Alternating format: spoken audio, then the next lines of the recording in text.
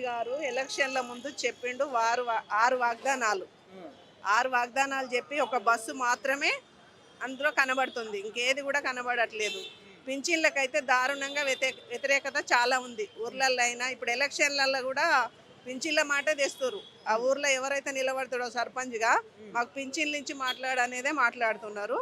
అదే కాకుండా 2500లకు ఒక్కొక్క మహిళకు వేస్తా అన్నాడు, ఒక్కొక్క కుటుంబానికి. అది లేదు. మహిళలకు ఎలాంటి భద్రత లేదు. ఇప్పుడు ఈయన చేస్తా చేస్తా అనుకుంటే ఏ ఒక్కటి కూడా అమల్లో లేదు. ఒక బస్సు తప్ప ఏది కనబడట్లేదు. మాకైతే ఇప్పుడు కావాల్సింది పింఛన్లు.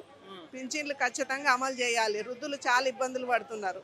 వాళ్ళకి ఏంటంటే ఒక 2000 వస్తే మామూలుగా బాగుంటుంది అనుకుంటే 2000 కాదు 4000 అని ఆశ పెట్టిండు. ఆ 4000 లేదు, పెన్షనవి లేవు. కొత్త పింఛన్లు అసలు ఇప్పుడు 7 సంవత్సరాల నుంచి అండి పింఛన్లు లేక చాలా ఇబ్బందులకు కూడా అవుతుండ్రు. ఏదైతే వారు వాగ్దానాలు ఉన్నాయో అవన్నీ అమలు చేయాలి. అవన్నీ అమలు కాకపోతే ఇలాంటి ధర్నాలు పెద్ద ఎత్తున చేస్తాం. మహిళా సంఘంగా చాలా ధర్నాలు చేయడానికి ముందుంటాం. లేదండి, ఏ ప్రోగ్రాంకి వెళ్ళినా ఆ చీరలు కట్టుకొని ఎవరేం రావట్లేదు. వాళ్ళు చెప్పుకోవడమే ఉంది. చీరలు కూడా రేషన్ షాప్లో ప్రతి మహిళలకు ఇచ్చారు. ఇప్పుడు పొదుపు గ్రూపులకి అంటే అది కూడా వ్యతిరేకతే. ఇప్పుడు పొదుపు గ్రూపులో వేస్తేనే గెలిచిండు అతను.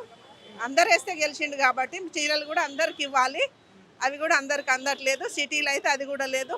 సిటీలో పొదుపు గ్రూపులకు వచ్చిన చీరలు కూడా ఎత్తుకెళ్ళి డిస్టిక్లలో ఇచ్చారు. ఎక్కడ ఎన్నికల కోసమే వాడుకున్నారు. ఎలక్షన్ల ముందు ఇక్కడ వచ్చిన పొదుపు గ్రూపుల చీరలు కూడా ఊర్లలోకి వేసుకెళ్ళి ఇచ్చారు. మరి ఆయన మనవాడిని పెట్టుకొని ఆడుతుండు. ఒక అబ్బాయి అతని అభిమాని వస్తే కూడా అతన్ని నెట్టేసి ఆయన మనవాడితోటి ఆడిస్తున్నాడు. మరి అది ఎంతవరకు కరెక్ట్ అనేది తనకు తెలియాలి. ఏ స్థాయిలో ఉన్నాడు, ఏం చేస్తున్నాడు అనేది తనకు తెలియాలి.